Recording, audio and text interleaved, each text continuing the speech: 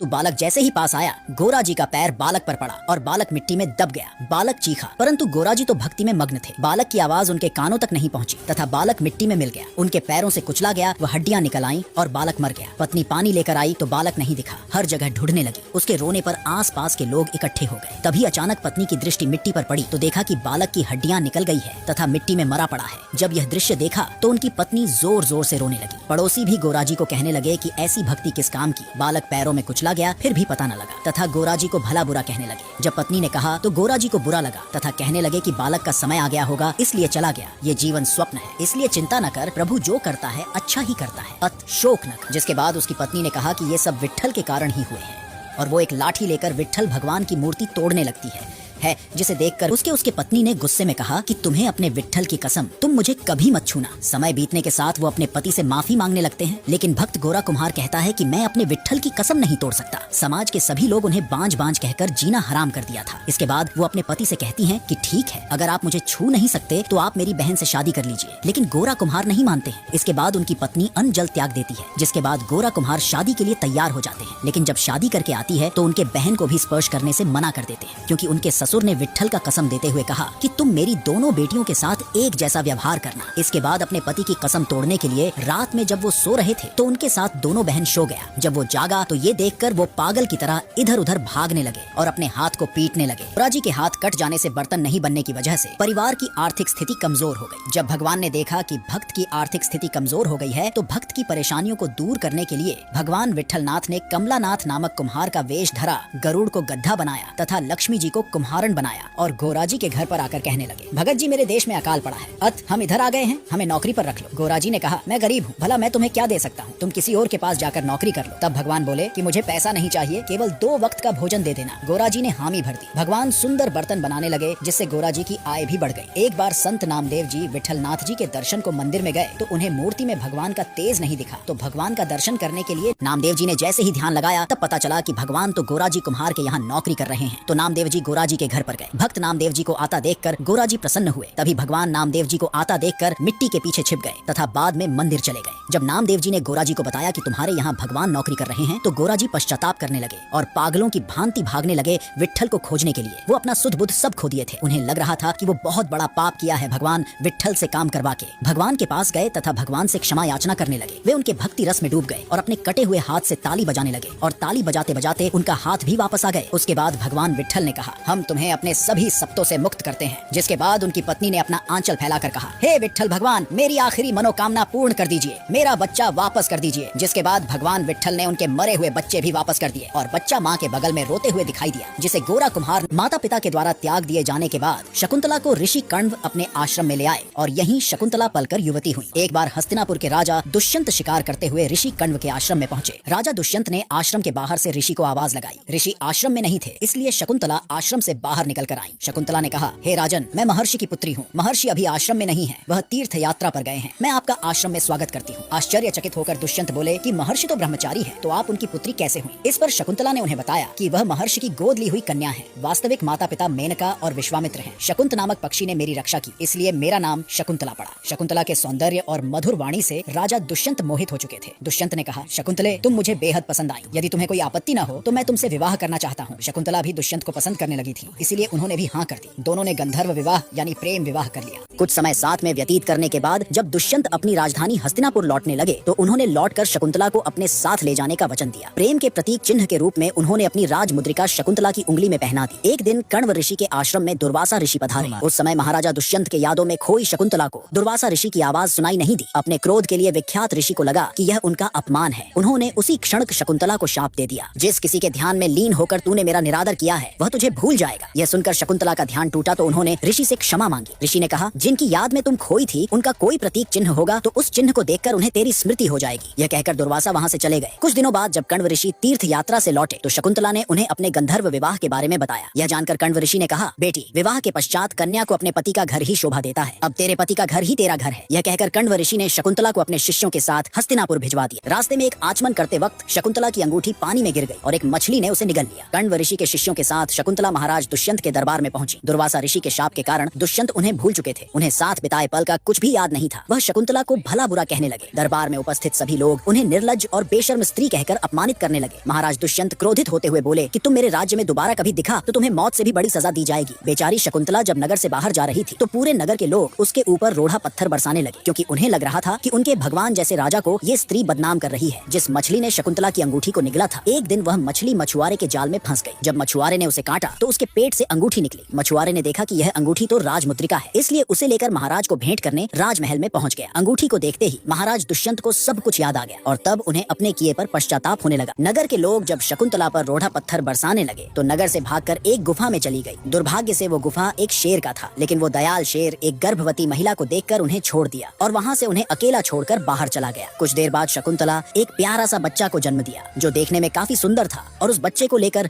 ऋषि कश्यप के आश्रम में चले गए, जहाँ उनका लालन पालन हुआ। एक दिन घूमते घूमते राजा दुष्यंत ने देखा कि ऋषि कश्यप के आश्रम के बगल में सुंदर सा बालक शेर के साथ खेल रहा है। दरअसल ये बालक कोई और नहीं, शकुंतला का पुत्र था। शकुंतला अपने साथ हुई अपमान के कारण रोते हुए राजा दुष्यंत को देखकर भागने लगी। तब ऋषि कश्यप ने ऋषि दुर्वासा के श्राप के बारे में पूरी बात बताई। तब जाकर दोनों की मिलन हुई। राजा दुष्यंत ने शकुंतला से अपने बुरे व्यवहार की माफी मांगी और कश्यप ऋषि से आज्ञा लेकर उन्हें और अपने पुत्र भरत को हस्तिनापुर ले आए। बाद में भरत प्रतापी सम्राट बने और उन्हीं के नाम पर हमारे देश का नाम भारतवर्ष